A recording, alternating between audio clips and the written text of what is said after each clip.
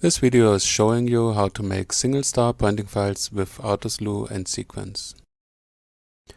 If possible, use plate-solve pointing files and not single-star pointing files, but in some cases it will be necessary to use single-star pointing. These cases are, for example, if you have a narrow field or the sky condition is too bad to use plate solving. For single-star pointing files you can use a lot of devices like an eyepiece, a video camera or a CCD camera in continuous mode. It makes a lot of sense to use some kind of crosshair for accurate centering.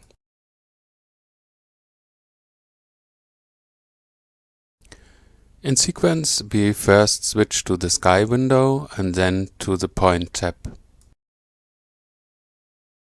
If you want to determine the positions where to make a pointing file, you select mouse grid and then with the left mouse button you select the positions. Click Finished when ready. Of course, you can also select Auto Grid. In this case, you will get a grid which depends on the number of positions you enter and which is evenly distributed across the sky. If you are setting up a new telescope with large initial pointing errors, it makes sense to start with a small pointing file. After the initial pointing file, you can then add a larger pointing file covering the whole sky.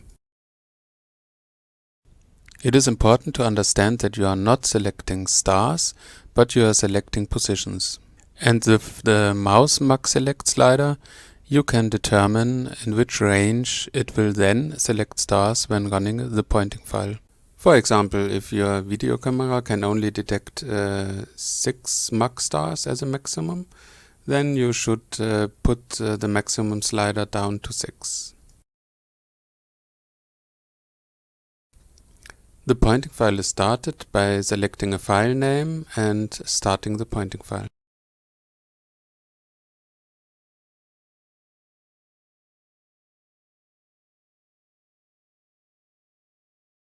Here you can see that sequence selected a star near the blue cross, but which was bright enough. Now we can look at the CCD camera and begin to center the star, where you can either use the Autoslew move controls or directly the move controls in sequence.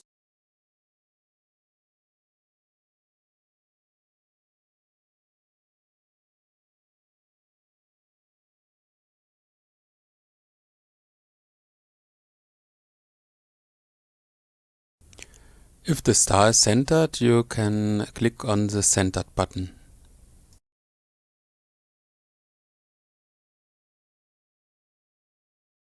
The telescope is now moving to the next position. If you check the constant fit checkbox, the pointing will be re-optimized after each position, so the pointing will get better and better with the progress of the pointing file.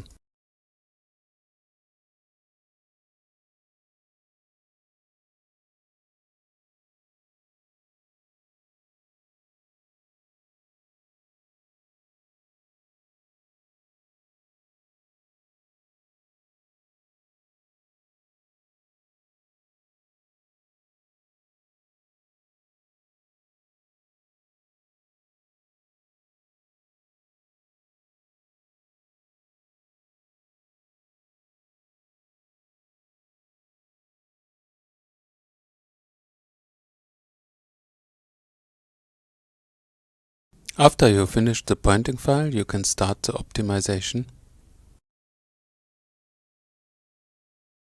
If you are satisfied with the result, you can send the configuration to Autoslew.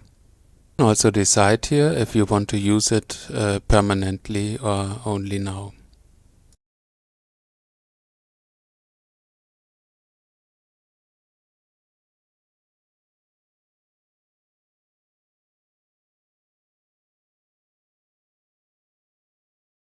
Let's check now how the pointing improved on this telescope.